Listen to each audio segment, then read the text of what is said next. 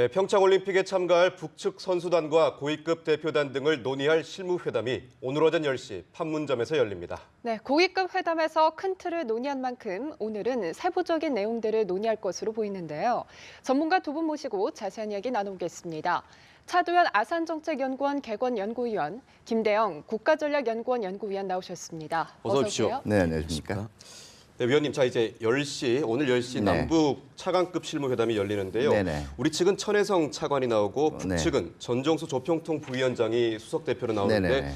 이외에도 또 어떤 인물이 나오는지 전해주시죠. 네, 우리 측에서는 그 안문현 국무총리실 네. 이 심의관이 참석을 하고요. 그다음에 김기홍 평창 올림픽 패럴림픽 조직위원회 기획사무처장이 참가를 합니다.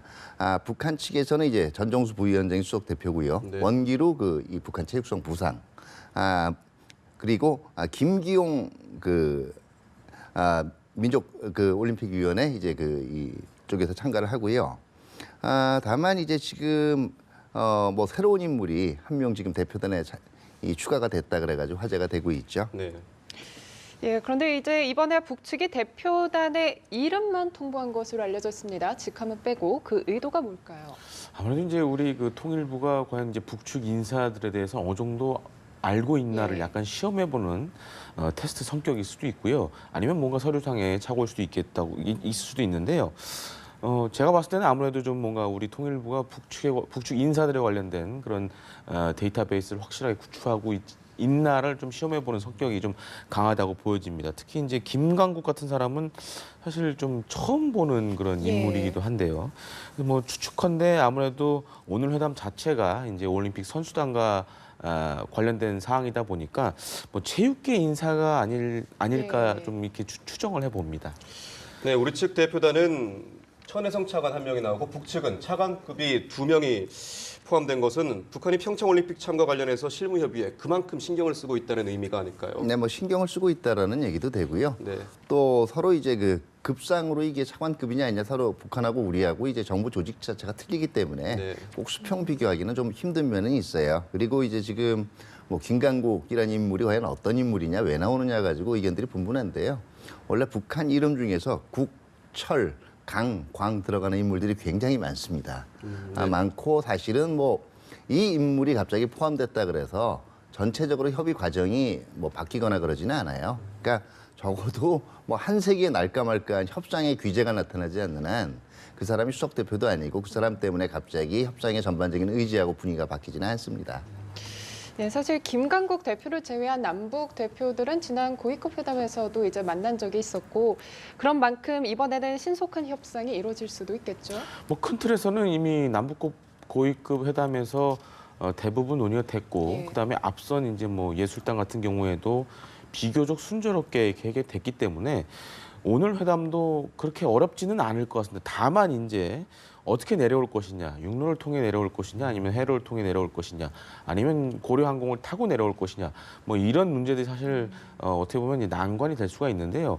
지금 상황에 봤을 때는 북한 측 입장에서도 사실 뭐 고려항공을 타고 오는 것도 하나의 방안이 될 수 있겠지만은 생각보다 많은 인원이 내려오기 때문에 이걸 또 항공기로 다 하기도 좀 벅찬 상황이고 특히 이제 해상으로 통해서 내려온 방법도 있지만은 최근에 알려진 바에 하면 이제 과거에 이제 남경봉호를 타고 내려왔었는데 이 남경봉호가 지금 뭔가 수리 중에 있고 또한 향후 해상 호텔로 쓸 가능성도 있기 때문에 이렇게 선수단을 싣고 내려올 상황은 아니라는 얘기가 좀 있습니다. 그렇기 때문에 현재로서는 육로로 내려온다 그러면은 뭐 우리 정부도 마찬가지겠지만은 그런 국제사회의 제재라든가 우리 자체적으로 한 제재와는 좀 별개로 갈 수 있기 때문에 좀 그런 부분에서 합의가 잘 이루어진다라면은 좀 원만하게 회담이 진행될 거로 이렇게 생각됩니다. 네, 위원님께서 말씀하신 대로 세부 조율이 필요할 것 같은데요. 이제 주요 의제들을 하나씩 짚어보겠습니다. 네. 이번 회담에서 최대의 관심사는 북한 고위급 대표단에 어떤 인물이 포함될지가 관심사인데 어떻게 보십니까? 뭐 2014년에 이제 이 고위급 3인방이 다 왔었죠. 그 당시에 황병세, 최룡해, 김양건. 그 중에 이제 한 명은 이미 사망을 했고 한 명은 사실상 수청이 됐기 때문에 그 당시에 친숙함 때문에 제일 많이 거론되는 인물이 이제 이 최룡해고요. 그 다음에 이제 이 북한의 최고인민회의 상임위원회 의장 북한 헌법상으로 대외적으로 북한을 대표한다고 돼 있죠.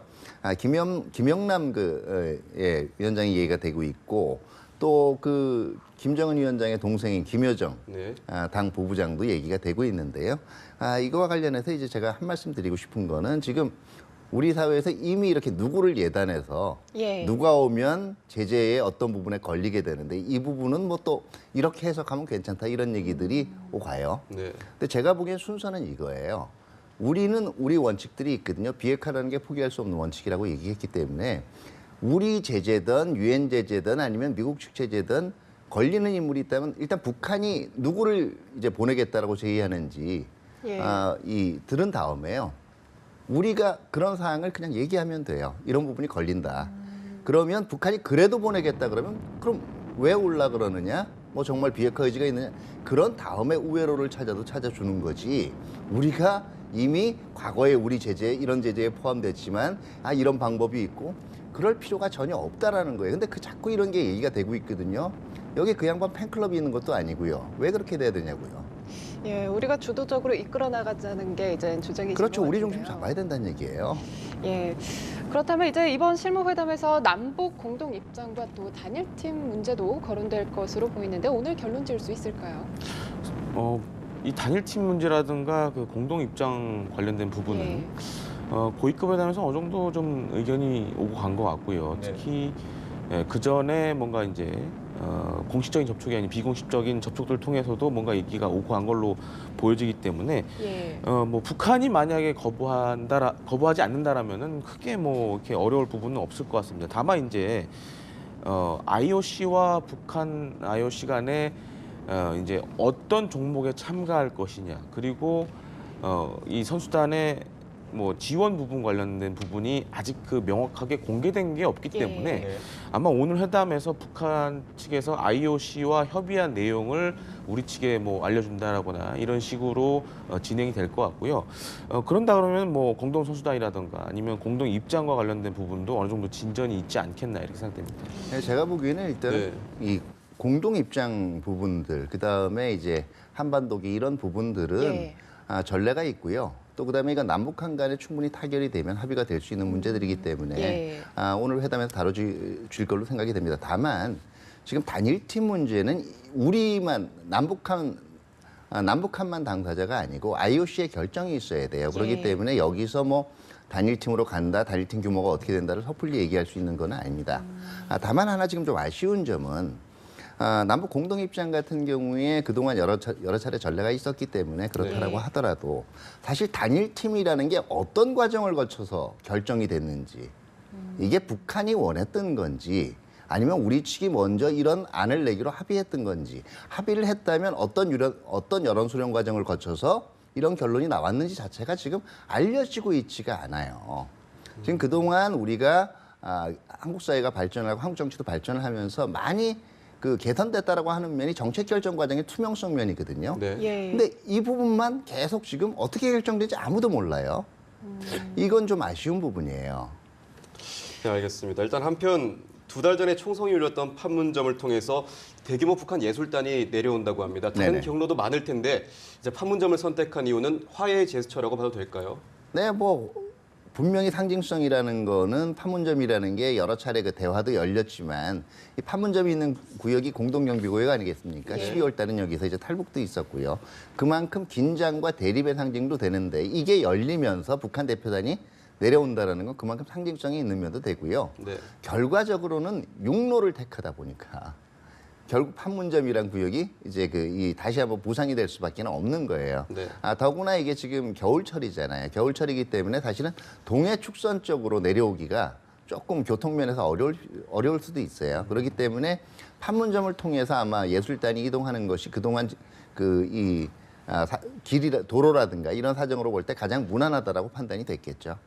네. 예, 뭐 아까 남북 단일팀 문제에 있어서 뭐 언급을 해주셨지만 최종 조율을 거쳐서 이제 스위스 로잔에서 열리는 국제올림픽위원회 네. 논의에서 확정이 돼야 할 텐데 네. 그 부분 외에도 또 뭐 북한 대표단의 편의를 제공하는 부분에 있어서 대북 제재와 충돌할 우려도 이제 있는 거죠. 네네. 뭐 그 부분은 제가 보기에는 그 사실 편의 제공이라는 거에 가장 네. 걱정이 되는 부분이 두 가지일 거예요. 하나는 혹시 편의 제공이 금전으로 특히 이제 그 이 현금으로 제공될 경우에 이게 제재 위반 소지가 발생할 수가 있다라는 건데 예. 북한 대표단이 거의 한 뭐 수천 명이 내려오지 않고 한 기존 규모에서 한 600명 규모라면 이걸 지원하기 위한 체제 비용 지원 같은 거는요. 특히 체제비는 이건 우리가 사실 내려와가지고 돈을 안 받는 문제이기 때문에 현금으로 지원되기가 어렵거든요. 네. 그 부분에 있어서는 크게 시비가 발생할 수준은 그렇게 많지 않고요. 북한도 오히려 제재에서 건재하다는 걸 보여주기 위해서 이거는 자기네들 돈으로 그냥 그 사전 준비 비용을 마련할 수도 있어요. 다만 이 경로 문제, 특히 이제 북한 고위급 대표단이 올 때 고려 항공을 이용하느냐 안 하느냐 이런 문제들은요. 네. 이 현재 이 시행되고 있는 유엔 제재라든가 우리의 단독 제재, 그다음에 미국 제재 부분들하고 미묘하게 걸릴 수 있는 부분들이 분명히 있습니다. 네, 분명 제재에 걸릴 수도 있겠지만 북한의 평창올림픽 참가와 관련해서 이제 모시기 자세로 회담에 임할 가능성도 있는데 그럴 경우 북한 전략이 말려드는 것이 아닌가라는 우려도 있습니다. 올바른 회담 자세란 어떤 걸까요? 아무래도 이제 앞서 차주 의원님도 얘기하셨지만은 예.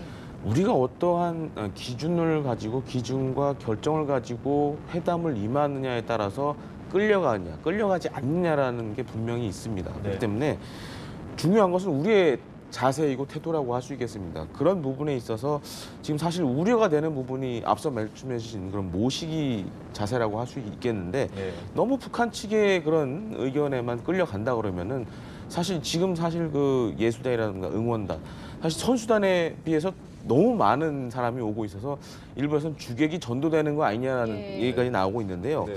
그런 부분에 있어서 그런 의구심을 가진 국민분들도 상당 부분 있을 거라고 저는 생각합니다. 그렇기 때문에 우리 정부가 어떠한 정책적인 기준점을 갖고 하냐가 이러한 의문들을 부식시킬 수 있는 그런 해소 방안이 되지 않을까 생각됩니다. 이제 북한 측에서 예술단을 이제 보내는 과정에서 모란봉악단이 내려올지 이제 관심을 불러 모았지만 그동안 우리에겐 잘 알려지지 않았던 이제 삼전 관현악단이 서울과 강릉에서 이제 공연을 갖기로 해서 이제 큰 주목을 받고 있는데요. 아무래도 이 삼전 관현악단은 우리 대표단이 예상했었던 이 오케스트라와는 성격이 조금 다르다고 이제 알려졌는데 어떻게 보세요? 삼지연 관현악단이라는 이름도 사실 이번에 처음 네. 나온 걸로 이렇게 알려져 있고요. 그동안 이제 삼지연 악단 정도는 이제 알려져 있었는데 그동안 이제 삼지연 악단이 했던 공연들, 특히 뭐 2017년에 뭐 10년 그런 공연들을 보면은 팝스 오케스트라 좀 형식을 많이 좀 갖고 있는 것 같고요. 네. 또한 이제 사실 그 앞서 예술단 이 회담과 관련해서 문제가 될 수 있었던 부분이 북한의 체제 선전이라든가 이런 것들을 너무 강조하는 그런 음악들을 하면 예. 좀 문제가 되지 않겠냐라고 했는데 그나마 좀 다행인 것이 그런 것보다는 뭐 세계적으로 알려진 음악들이라든가 아니면 민요 주로 이제 민족과 관련된 음악들을 하겠다는 것이 이제 북측에서 얘기하는 예. 부분인데요. 만약 그렇게만 진행된다라면은 뭐 큰 무리 없이 어떻게 보면 남북 간의 그런 이런 예술을 통해서 화해의 그런 장이 마련될 거로 생각됩니다. 그래서 사실 뭐 음악뿐만 아니라 그동안 삼전 악단 했던 걸 보면은 뭐 독주도 있었고요. 예. 뭐 여러 가지 춤도 들어가 있을 것 같고요. 특히 이번에는 삼전 관현 악단이라는 이름이 들어간 걸 보면은 아무래도 여러 북한의 그런 유명한 그런 음악하는 팀들에서 좀 일정 부분 좀 베스트 멤버들을 뭐 뽑아서 좀 뭔가 새로운 그런 공연을 보여주지 않을까 예. 이렇게 또 기대도 됩니다. 예, 그런데 이제 이 실무 접촉에서 저희가 공동 공연에 대해서 논의를 하지는 않았다고 밝혔는데 네. 그렇다면 이제 남북 합동 오케스트라 성사 가능성은 작다고 봐야 되겠죠? 네, 아무래도 뭐 오케스트라라는 게 이렇게 모여가지고 예. 그 자리에서 현장에서 발을 맞출 수 있는 여지라는 게 굉장히 적어요. 다만 이제 지금 예술단이 이제 방한하는 시기에 따라서는 예. 한 2, 3일 정도의 사전 준비 기간이 확보될 수도 있거든요. 그렇기 때문에 너무 복잡하지 않은 곡, 특히 이제 이 비교적 간단하고 널리 알려져 있는 곡은 뭐 합동 공연을 그렇게 어렵지 않게도 할 수 있다라고 생각이 됩니다. 네, 이 시각 통일대교 현장입니다. 여러분들 보고 계시는데요. 지금 도착한 것으로 보입니다. 네, 또한 위원님 제가 궁금한 게 이외에 논의 가능성이 되는 게 이산 가족 문제와 함께 북핵 문제까지 이어질 수 있을까가 궁금한데요. 위원님은 어떻게 보십니까?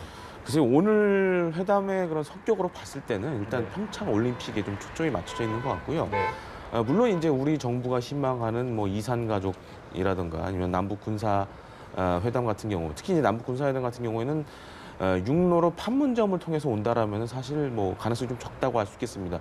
왜냐하면 이제 경의선이나 이런 곳을 통해서 우리 측 군사구역을 특히 직접적으로 내려오는 경우에는 남북 간의 그런 군사적인 실무 협의가 있어야 되지만은 특히 이제 판문점 같은 경우에는 이제 유엔사 우리 측 같은 경우 유엔사가 사실상 관할을 하고 있기 때문에 그런 부분은 좀 적을 것 같고요. 또한 이산 가족 문제 같은 경우에는 북한이 물론 강하게 요구하진 않았지만은 이제 중국에서 식당에서 그런 탈북한 그런 종업원들에 대해서 재송환을 요구하고 있는 상황이기 때문에 네.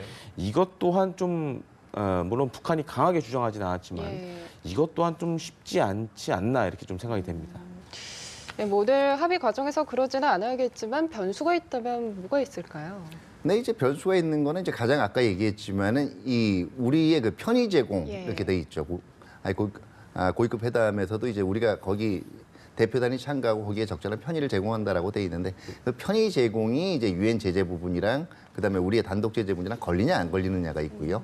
양측의 의제의 차이예요. 아까 그 지금 김대영 의원께서도 말씀을 드렸지만은 결과적으로 우리는 인도적 견지에서 이산가족 문제를 얘기를 하고 있고 네. 북한 같은 경우에는 일단은 그 과거에 그 탈북한 그 이 종업원들 송환 같은 서로 다른 의제를 얘기를 하고 있는 데다가 우리는 결과적으로 지금 남북한 간의 평창 협력과는 또 병행해서 북한의 비핵화는 꾸준히 추진돼야 된다라는 거거든요. 반면에 북한 같은 경우 주장하는 거는 결국은 자기네들의 그 핵무장은 정당하다라는 거예요. 정당하다라는 거고 자꾸 이런 평창 이런 걸 통해서 비핵화 회담이라든가 비핵화 필요성이라는 이런 걸 강조하지 말라는 거거든요. 근데 어차피 그 아까 뭐 이제 지나친 모시기 얘기도 나왔지만 대외적인 협력하고요. 그다음에 배려, 그러니까 예의와 배려의 문제하고 네. 그다음에 우리 스스로 몸을 낮추는 거하고는 정말 종이 한 장 차이예요. 굉장히 미묘한 예. 차이점이 있는데요. 여기서 중요한 건 우리 원칙하고 균형을 어느 정도 유지하느냐예요. 우리가 만약에 대화와 같이 비핵화를 꾸준히 추진하고 평창올림픽을 통해서 비핵화하고 남북화협력의 기반을 만든다라고 생각을 한다면 이런 의제들은 북한의 인도주의적인 의제라든가 아니면 비핵화 의제들은 북한의 반응 여부와 관계없이 꾸준히 얘기를 해야 될 거고요. 또 기존의 제재 부분과 제재에 걸리는 부분들도 북한이 뭐라고 얘기하던 우리의 입장은 분명히 얘기될 수가 있어야 돼요. 예, 우리가 조금 더 주도적으로 이끌어 나갈 수 있는 합의 결과가 나올 수 있기를 바라겠습니다. 두 분 오늘 말씀 여기까지 듣겠습니다. 고맙습니다. 고맙습니다. 네, 감사합니다.